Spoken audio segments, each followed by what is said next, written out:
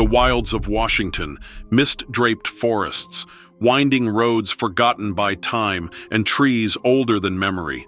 A place where silence isn't always peaceful, and shadows aren't always empty. Some venture into this ancient land seeking solitude, healing, perhaps a touch of adventure.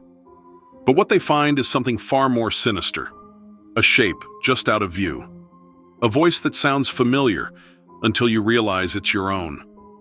These are the stories of those who came face to face with the unexplainable. Welcome to Weird Encounters, a place where the ordinary fades into shadow and the unexplainable comes alive. Don't forget to like, subscribe, and become part of our ever-growing community of the curious. Now prepare yourself, because what you are about to hear is not for the faint of heart.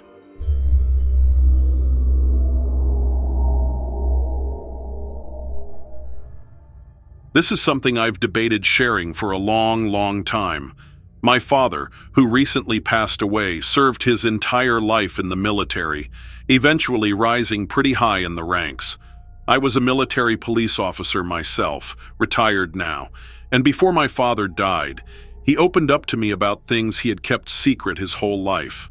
Dark things, the type you hear rumors about, black ops, experiments, the sort of stuff the government definitely doesn't want us knowing. He spoke briefly about human testing, really disturbing things. Mind control experiments, sleep deprivation, sensory stuff. Things you'd hear whispered in conspiracy circles but think, no way that's true. Turns out, at least according to my dad, some of that stuff wasn't just rumors. But of all the stories he shared, the one that sticks in my mind the most was about something he called Project Blue in Washington State. Now, anyone who spent any real time up in Washington State knows exactly how dense and endless those forests can be. You can drive for hours and see nothing but towering pines, deep valleys, and fog so thick you can't see your hand in front of your face. Beautiful, but eerie. My dad described this place in the northern Cascade Range, probably near Mount Baker or around Okanagan. Deep forest, remote, miles from anywhere. People often joked that you could hide anything there and nobody would ever find it, and apparently that's exactly what they did.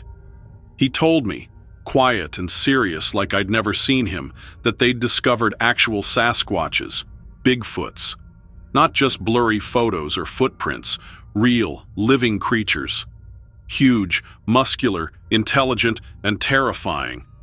He told me they had captured several and brought them to a hidden facility buried deep in the woods. Said they were unlike anything he'd ever seen. Massive creatures, covered in thick matted hair, faces almost human, but not quite. He said their eyes haunted him the most. Intelligent eyes that showed pain, anger, fear, and something else. Like they knew. What he described next made my blood run cold. The experiments, medical tests, trying to understand how these creatures could exist undetected for so long. He said scientists would dissect them alive, probing their pain thresholds, endurance, and healing abilities. Dad wasn't one to show emotion, but when he described these things, I could see genuine regret and horror in his eyes. Apparently, these creatures would scream in a way that shook the entire facility. Inhuman, desperate sounds that you never forget. He said some of the men couldn't take it and had to be reassigned. The trauma was just too much. One soldier he worked with, a guy named Russell, had a breakdown and never came back to base. They said he just walked off into the woods one night and never returned. People whispered that he let one of the creatures out and that it followed him. Some thought Russell had been punished by command and his disappearance was no accident. But there was never any report. Just silence.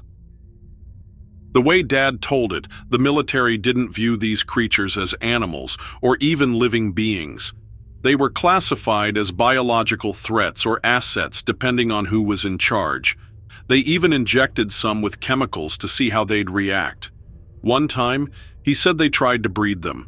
I don't even want to think about what that means, but he mentioned it with this look that said, don't ask. And then, after years of this, they'd sometimes release a few back into the wild, but not out of mercy. No, they were to release and monitor. Dad said more than once, some soldiers that went out there wouldn't come back. Not dead necessarily, just gone, vanished. The official reports would label them as deserters or accidents, and that the cover-ups layered thick. He said they never kept anyone too long on one assignment and would constantly move personnel around to keep things confusing and more difficult to track or prove. Locals knew bits and pieces, of course. You'd stop by little towns near the mountains, places like Concrete or Darrington, and people at the diner or gas station would talk quietly about strange sightings in the woods, terrifying screams echoing at night, massive footprints near cabins. Most shrugged it off as local folklore or stories to scare tourists, but those who've lived there their whole lives, they'd look you dead in the eye and tell you to stay out of certain areas. They knew something was out there. Something real. There was one story I remember Dad telling from a ranger station up near Twisp. A ranger swore he watched one of these things walk across a frozen stream just after sunset. Not run, not hide, walk. Just calm as day. Like it didn't care who saw it. Even after retirement, Dad wouldn't say too much more. I got the sense there were things he was afraid to mention. All I know is he was haunted till his dying day by what he'd seen and been a part of.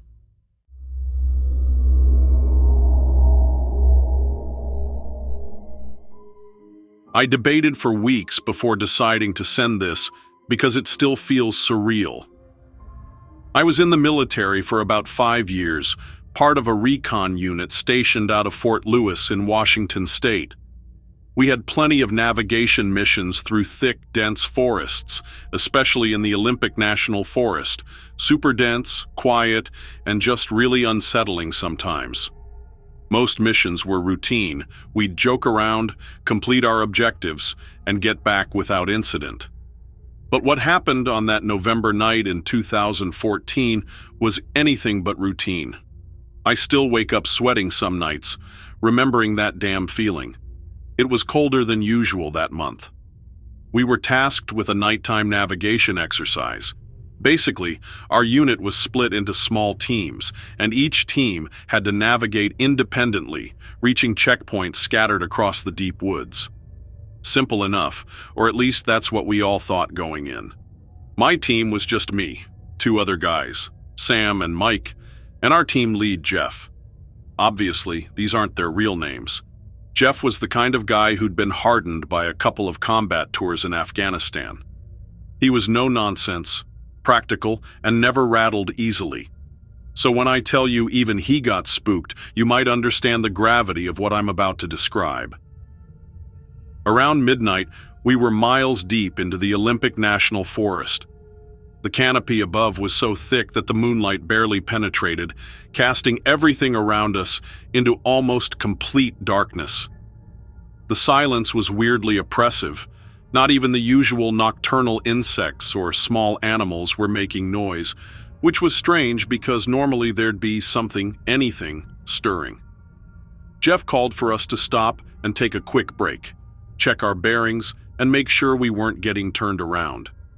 That's when Sam mentioned he felt something was off, something strange he couldn't quite put his finger on.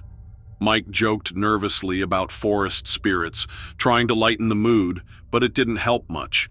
We kept moving, brushing off that uneasy feeling, attributing it to exhaustion or the cold weather. About half an hour later, things changed dramatically. There was this massive cracking sound, a loud snapping echoing through the trees, like a huge branch or even a whole tree breaking, but louder than anything we'd heard before. It was startling enough to freeze us in place instantly. Jeff gave the silent signal to get low and listen. My heart was pounding so loud I could feel it thumping in my ears. We waited there, barely breathing, straining our ears in the suffocating silence that followed. After what felt like an eternity, we heard a deep, guttural growl echoing through the darkness, vibrating through the trees and even through the ground beneath us. I swear it made my blood run cold. Jeff, always calm under pressure, motioned for us to move slowly and quietly forward to investigate, rifles ready. About 50 yards ahead, we found the source of the sound. An enormous tree had been snapped cleanly in half. This wasn't some sapling, it was at least a foot in diameter. There was no sign of lightning, no scorch marks, no burn. It was just violently broken and splintered like a toothpick. None of us could explain it. We exchanged uneasy glances, silently questioning each other, wondering what could possibly have enough strength to do this. That's when the heavy footsteps started. They were clearly bipedal, crushing through underbrush and branches somewhere ahead. Jeff silently signaled us to fan out slightly, cautiously moving forward to get a glimpse of whatever it was. Adrenaline surged through my veins. Every sound seemed amplified 100-fold. Through gaps in the trees, I caught brief glimpses of something enormous and upright, dark and moving faster than any human could through such dense woods. The figure moved quietly now, eerily silent despite its size. Jeff saw it too, immediately signaling for us to fall back and regroup, but as we retreated, the thing shadowed us. It stayed just beyond clear sight, matching our movements exactly. Occasionally we'd catch chilling glimpses, a massive silhouette passing silently between trees, easily 8 or 9 feet tall. Jeff muttered quietly something about locals and old legends, but I was too terrified to really grasp what he meant. We finally reached a clearing around 3 a.m., deciding it was the safest spot to set a defensive perimeter, backs together, rifles raised, watching every direction. We sat there tense and on edge, hearing occasional rustles around the clearing's edge and sporadic low growls. The way it behaved, it felt intelligent, strategic, like it was deliberately testing us. Just before dawn, all activity abruptly ceased. As if whatever had stalked us had simply vanished into thin air. When sunlight broke through, we cautiously navigated our way back to the base camp, exhausted and deeply shaken. Later, Jeff privately mentioned something he'd heard about Sasquatch or Bigfoot, stories that had floated around the base for years, whispered among soldiers and local civilians alike. Officially, we had to report our experience as an encounter with unknown wildlife. But everyone who was there knew this wasn't just wildlife. I've since left the military, but the feeling of being watched, even hunted, still lingers heavily with me. Before that night, I was skeptical of those campfire tales and blurry photographs, but now I'm convinced something very real and very unsettling roams those dark, lonely woods.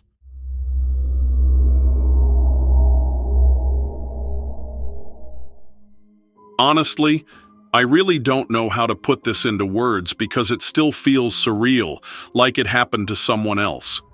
You know, the type of thing people joke about late at night in roadside diners or whisper about around dying campfires. But it's real. It happened to me.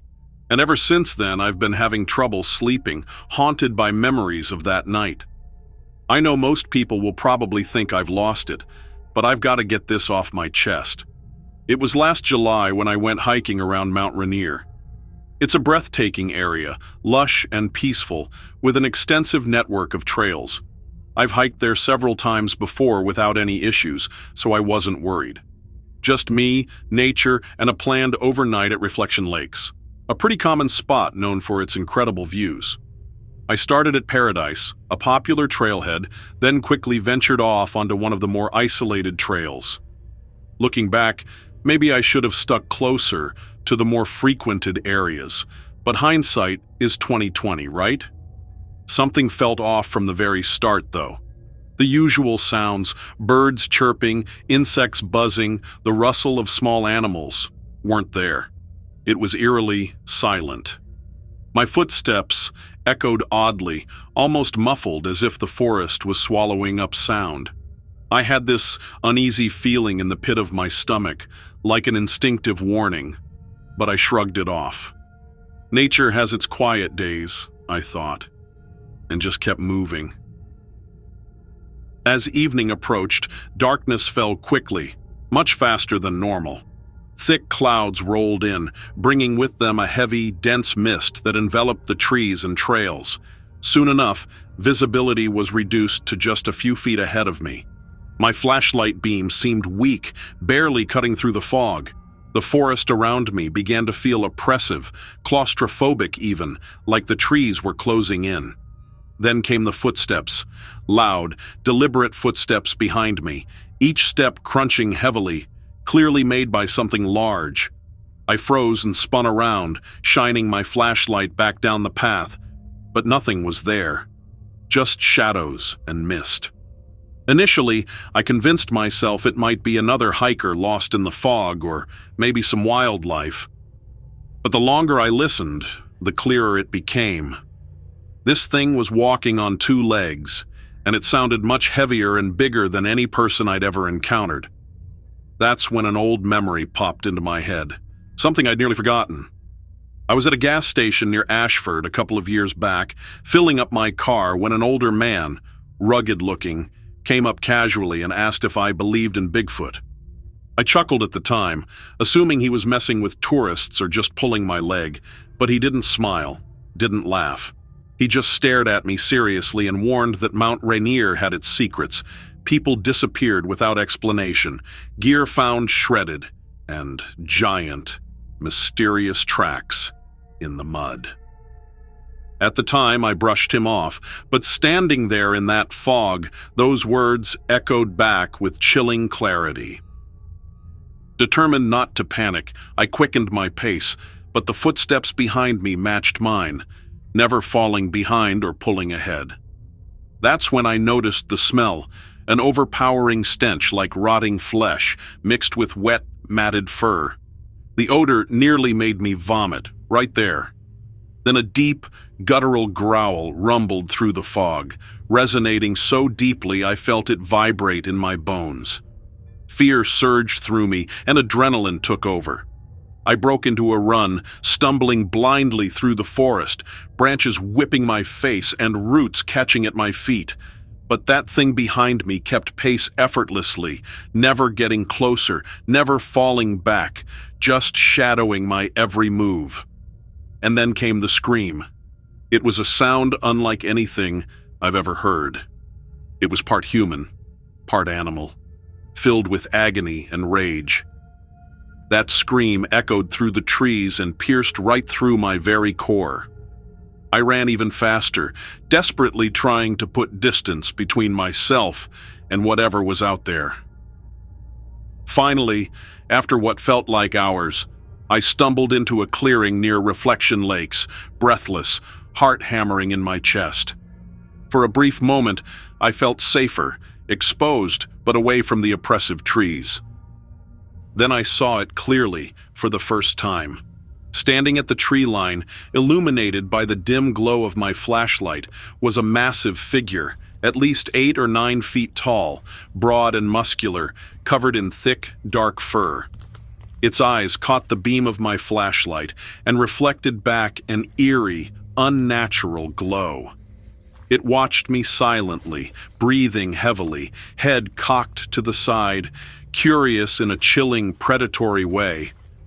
I backed away slowly, terrified to take my eyes off it, afraid it might rush me the second I turned my back. Once I gained enough distance, I spun around and sprinted blindly toward the main trail, eventually finding my way back to the parking lot and my car. I drove nonstop through the night, not daring to look back until I was miles away, finally feeling safe only when dawn broke. Since that night, I've spoken to locals around Enumclaw and Ashford.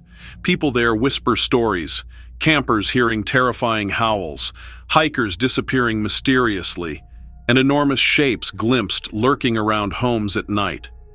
Nobody talks loudly about it, as if afraid speaking its name might summon it closer. I still have no explanation for what I saw. Maybe it was Bigfoot.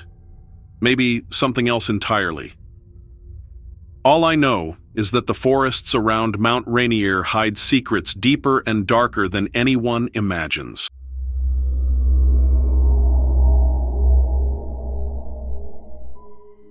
This is not something I ever intended to share. I've kept it bottled up for over a year, thinking maybe it would fade or I'd forget. But the dreams haven't stopped. Some nights, I wake up drenched in sweat, convinced I've heard it again. My own voice, just outside the bedroom window. I know how it sounds. I know what you're thinking. But I'm telling the truth. It was September of last year. I went camping alone near Blinn, Washington, which most people haven't heard of. It's a small place, tucked quietly between Sequim and Discovery Bay, not far from the Strait of Juan de Fuca. The forest out there is ancient, thick with moss and fog, and a kind of stillness that doesn't feel right. It's part of the Olympic Peninsula, one of the last places where you can still truly be alone, surrounded by deep, wet silence. I needed a break.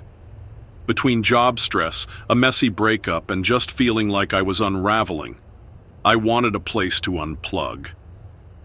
I found a map online showing a series of old logging trails, one of which wound up into the hills south of Blinn. I followed that dirt road for miles until I reached a dead end with a small clearing, perfect for my tent. I hadn't seen another vehicle for at least an hour. That was part of the appeal. The first day was quiet. I set up camp, gathered some wood, read for a bit, and tried to settle in. But it was too quiet. No birds, no rustle of branches, not even the usual insects you'd expect near the coast. Just a flat, suffocating stillness. I brushed it off at first. I told myself it was the dense fog, or maybe I'd just gotten used to city noise. That night, around 2:45 a.m., I woke up to the sound of slow tapping on the poles of my tent. It wasn't the wind, it wasn't rain, it was steady, rhythmic, like someone, or something, was deliberately knocking. I froze, listening. The tapping lasted maybe 5 minutes, then silence. But I couldn't shake the feeling that something was still out there, standing just beyond the nylon walls. I stayed awake until sunrise, clutching my knife and barely breathing. When I stepped outside that morning, I found drag marks in the dirt, 3 long, evenly spaced gouges that looked like claws. They were parallel and disturbingly deep, stretching across the edge of my camp. I crouched and examined them. I've tracked animals before, and this wasn't anything I recognized. Later, while hiking a bit near a ridge that overlooked the valley, I came across a destroyed hunting platform. It had been ripped apart, not just fallen. The wooden planks were splintered and tossed aside like kindling. On a nearby tree, someone had carved a warning, "Stay," and it was carved deep into the bark. The letters were sharp and jagged, like they'd been hacked in with a blade. It stopped me cold. I returned to camp and stayed close that afternoon. The silence was worse now, like even the trees were holding their breath. When dusk fell, I sat by the fire, watching the perimeter. And that's when I started seeing it, something moving just beyond the glow of the flames. At first, it looked like a tall shadow, then a shape. I couldn't make out details, but I could tell it was standing, upright, still.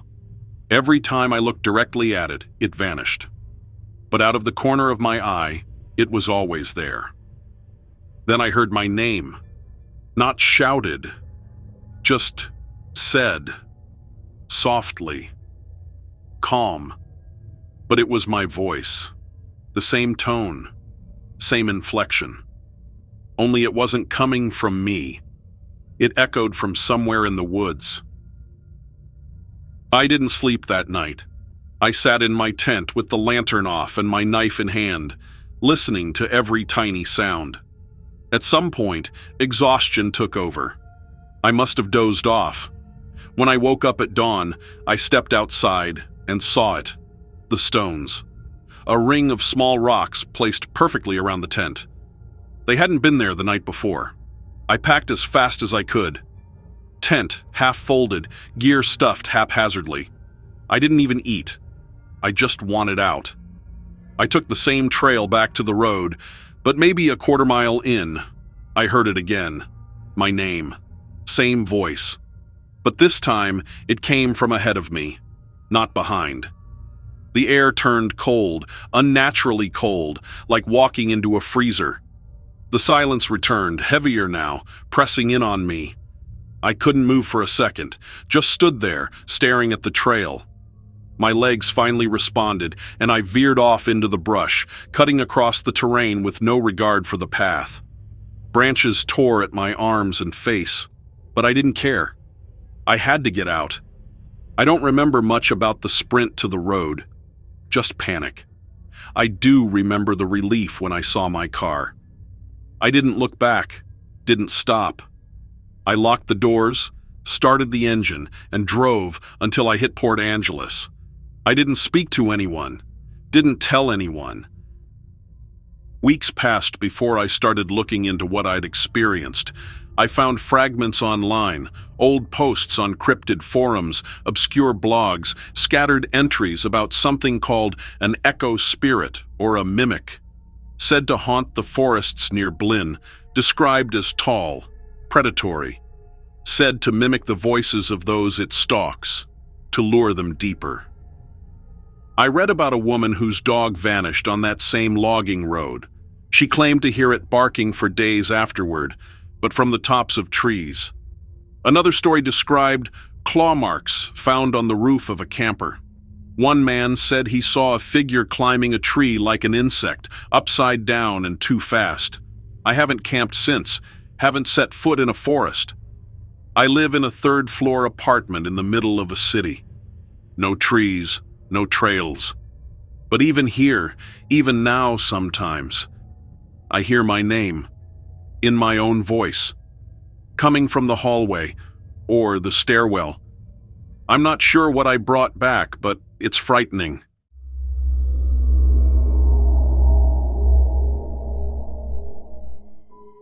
They went into the woods thinking they were alone, but some forests have long memories, and some things, well, they don't stay buried.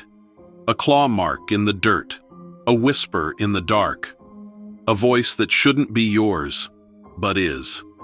So, the next time you find yourself far from the lights, beneath towering trees and endless silence, listen closely. And so, another strange encounter fades away. A trick of the mind, or something far more unsettling. That's for you to decide. Thank you so much for watching my stories. Make sure you hit that like button, subscribe, and turn on notifications. Your support is what keeps this channel going.